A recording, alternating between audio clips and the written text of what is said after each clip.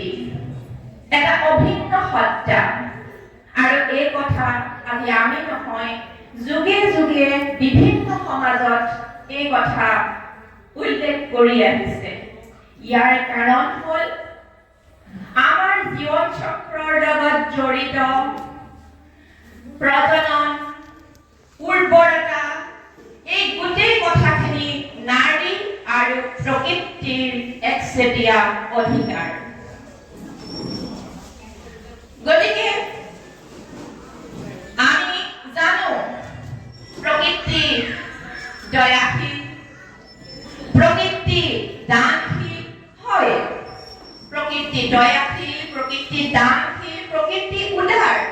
কিন্তু আমি যদি সেই দয়াশীল, দানশীল, উদাৰ প্ৰকৃতিক অৱমাননা কৰিবলৈ যাওঁ তেতিয়া কিন্তু প্ৰকৃতিয়ে ইয়াৰ সমুচিত শিক্ষা সময়ে সময়ে দি আহিছে।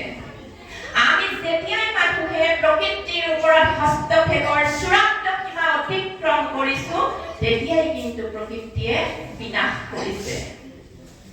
ইয়াৰ উদাহৰণ আমি হিন্দু সভ্যতাৰ কথা ক'ব পাৰোঁ।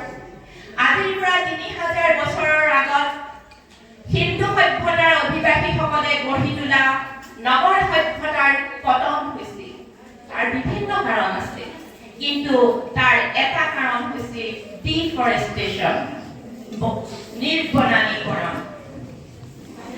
গতিকে যেনেদৰে প্ৰকৃতিয়ে বিৰুদ্ধে গ'লে প্ৰকৃতিয়ে আমাক প্ৰতিশোধ লয়, ঠিক তেনেদৰে আমি যদি নাৰীৰ বিৰুদ্ধে যাওঁ ইয়াৰ অৱস্থা কিন্তু নাৰীৰ বিৰুদ্ধে গ'লে কি অৱস্থা হয় আমি ইতিহাসৰ পাতে পাতে প্ৰত্যক্ষ কৰিছো।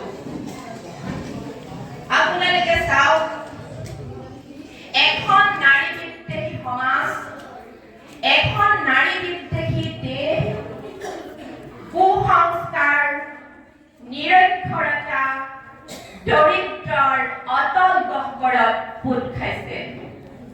সেয়া আমি আজি এই আন্তঃৰাষ্ট্ৰীয় নাৰী দিৱসত বিভিন্ন সংকল্পৰ লগতে আৰু এটা সংকল্প ল'ব লাগিব, প্ৰকৃতিৰ লগত সহযোগিতা, প্ৰকৃতিৰ লগত সহাৱস্থান আৰু নাৰীৰ লগতো সহযোগিতা।